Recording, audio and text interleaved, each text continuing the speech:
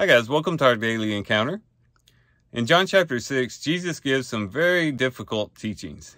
He tells his audience that they must eat his flesh and drink his blood to have eternal life. And they were challenged by this. As a matter of fact, in verse 66, it says, as a result of this, many of his disciples withdrew and were not walking with him anymore. This was just too hard of a saying for them to accept, and they just walked away.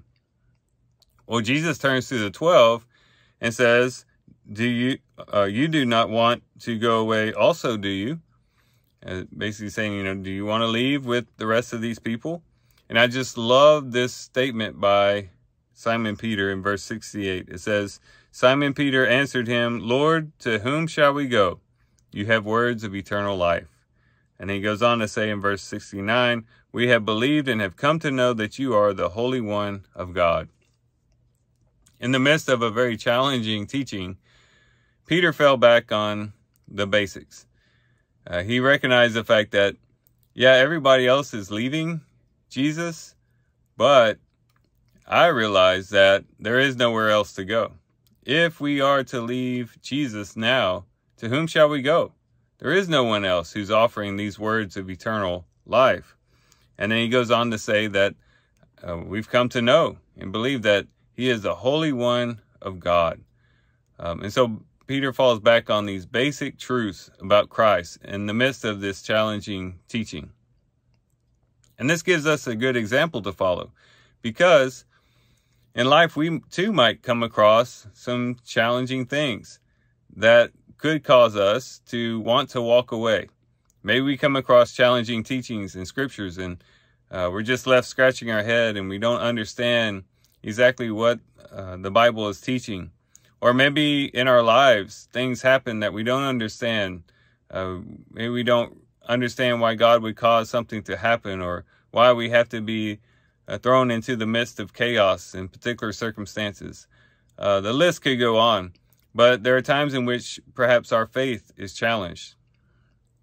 It's in these moments that we need to do what Peter did, and that is go back to the basics and realize, if we were to walk away from Jesus, where would we go? There's no one else who can offer us the words of eternal life like Christ. We can't turn to the philosophers. They can't help us. The scientists can't give us words of eternal life. The politicians are limited and are not able to offer eternal life, nor are our family able to do so. Only Jesus can give us the words of eternal life. And so there is nowhere else to turn. And that can help us get through some difficult situations. When we realize that we don't have a second option, we don't have a plan B, Jesus is the only way to eternal life, then that helps us to cling all the more to him in those times of questioning, in those times of doubting. But also we need to fall back on what we've come to realize about him, that he is the Holy One of God.